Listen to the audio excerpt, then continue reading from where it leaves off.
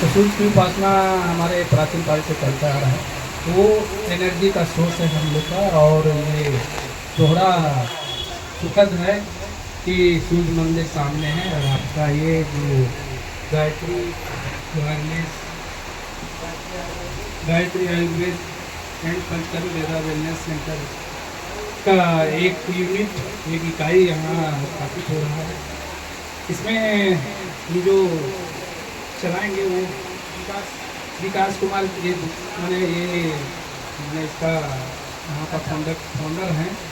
और हमारे धर्म में, हमारे संस्कृति में एक साल 2 काम रहता है। तो ठीक है, ये तो औषधि है, इसको बनाने में बहुत खर्च होते हैं, उसके बाद भी सेवा भाव रहता है।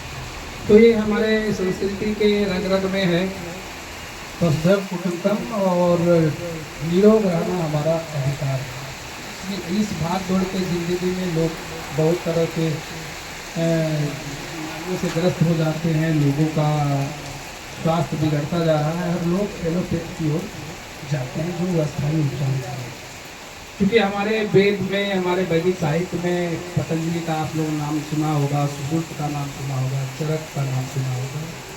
जिस समय विज्ञान की कोई शाखा नहीं थी, ये जो आधुनिक काल में जो ये इंग्लिश दवाएं हैं उसकी शाखा नहीं थी। और आप लोग सुने होंगे कि जो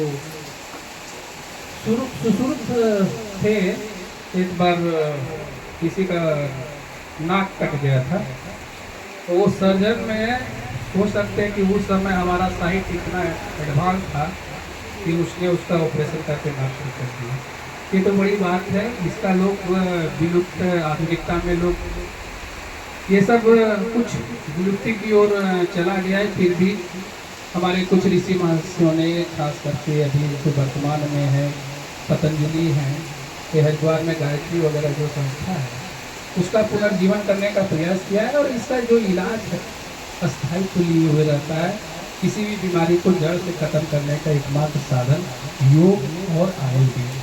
तो एक तरफ से आयुर्वेद को हम हमारे शरीर में जितने रस रक्त आदि जो सप्त रक्त रस होता है, हमको तो उतना नॉलेज नहीं है, फिर भी हम जहाँ तक जानते हैं वो रस को मजबूत करने का एक एकमात्र सोर्स जो है, साधन है, आयुर्वेद है। प्रकृति में जितने चीज हमारे शरीर में चाहिए वो पंच तत्व से जो मेरा शरीर बना है वो पंच तत्व विद्यमान है। उसकी पहचान सब लोगों में नहीं है। लेकिन अच्छी बात है कि ये पहचान होके एक मॉडर्न रूप में जो है आयुर्वेद को रूप दिया जा रहा है। इसके लिए हमारे महर्षि ऋषि, उनको मैं धन्यवाद देता हूँ, आभार प्रकट करता हूँ। और लोगों को आप लोग प्रेरित कीजिए। एक बात ये भी सही है कि एक्यूट बीमारी जो होता है उसका वर्तमान में इलाज जो है, तो आप जो आधुनिक चिकित्सा व्यवस्था है उसमें जाना ही पड़ता है।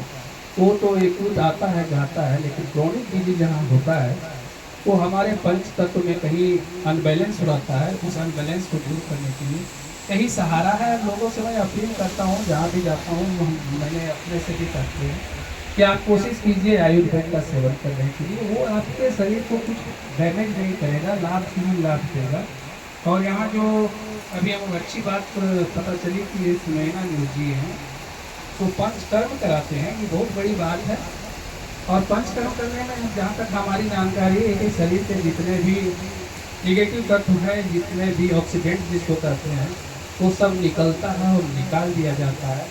ये आपको इंडोस्कोपी वगैरह से भी नहीं निकलता है।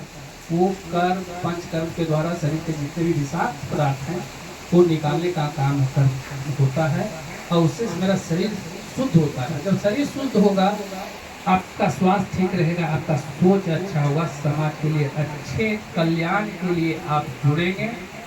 और पूरी आशा और उम्मीद के साथ मैं अपेक्षा रखता हूँ कि इस क्षेत्र में हो सकता है, इस क्षेत्र के और लोगों दूर दूर के लोग ये जो प्राकृतिक चिकित्सा पद्धति है उसको अपना कर अपने जीवन को सार्थक करें, साथ में समाज का कल्याण के लिए भी काम करें। धन्यवाद।